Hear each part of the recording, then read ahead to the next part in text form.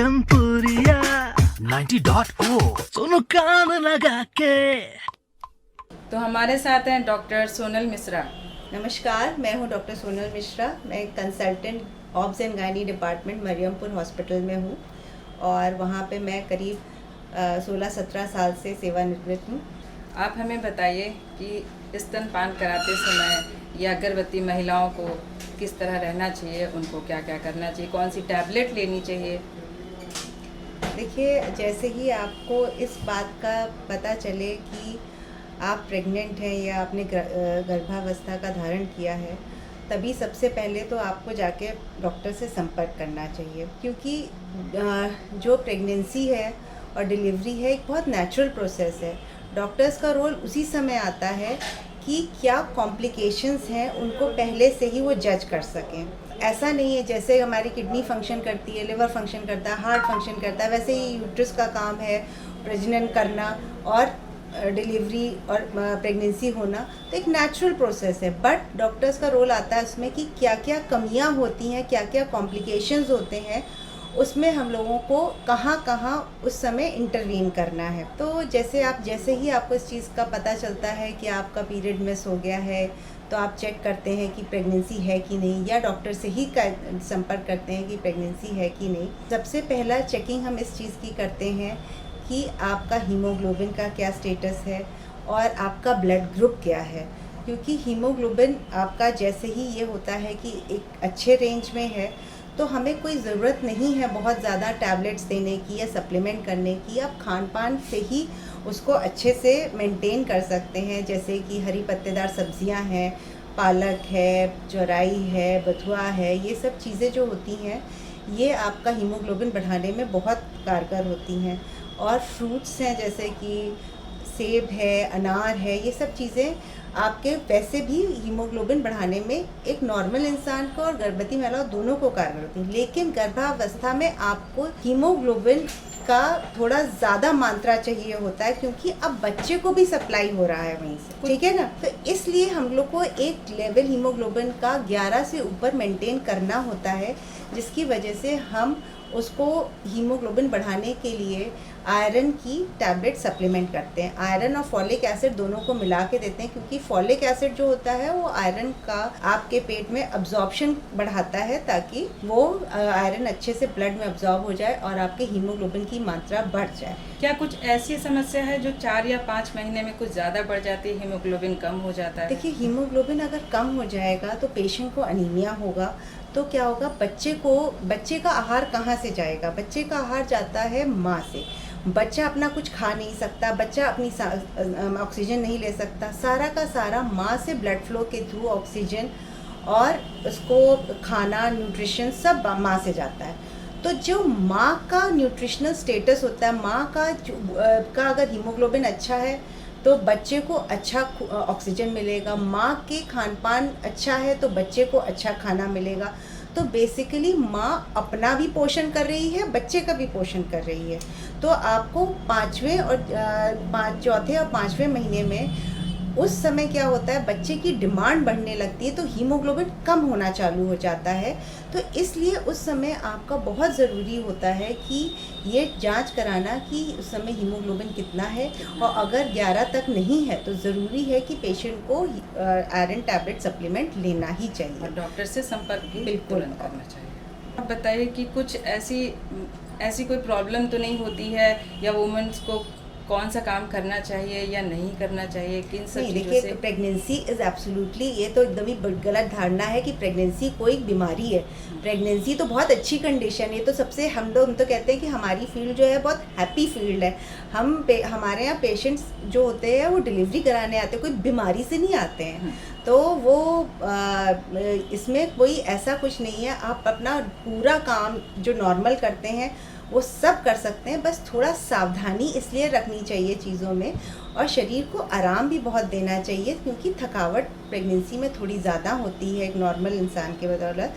तो वो थोड़ा सा बस इस चीज़ का ख्याल रखना। बाकी आप नॉर्मल सारा काम कर सकते हैं।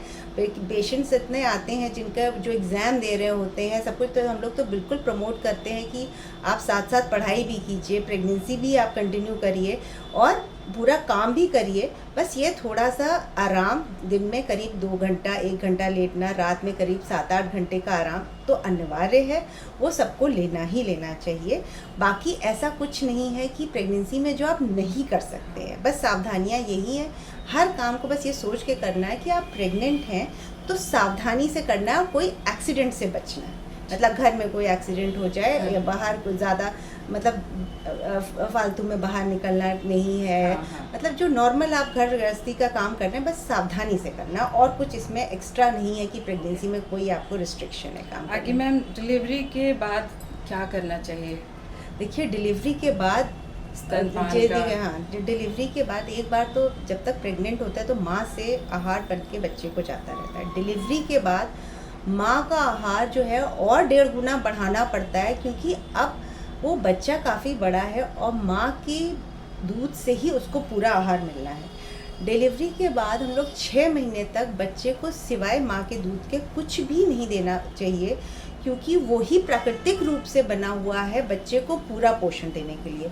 आपको उसमें कुछ भी एडिशनल सप्लीमेंट बच्चे को देना ही ना, पानी तक नहीं पिलाने की ज़रूरत है, क्योंकि दूध से उसकी पूरी पूर्ति हो जाती है। और कितने टाइम के बाद बच्चे को दूध पिलाना चाहिए? देखिए अब जैसे ही माँ इस लायक हो जाए दूध पिलाने के लिए, जैसी डिलीवरी के बाद विदिन 1 आवर 1 घंटे के अंदर दूध पिलाना माँ को स्टार्ट कर देना चाहिए, क्योंकि जो डिलीवरी के बाद का जो दूध आता है जो एकदम पानी की तरह पतला होता है, तो लोगों के अंदर धारणा है कि उसको वो ख़राब होता है, वो दूध की तरह दिखता नहीं है, उसको फेंक दो। ऐसा नहीं है, वही सबसे ज़्यादा अच्छा पार्ट होता है बच्चे के लिए। जी, उसको जो वही होता है वो उसको कई बीमारियों से लड़ने की शक्ति देता है।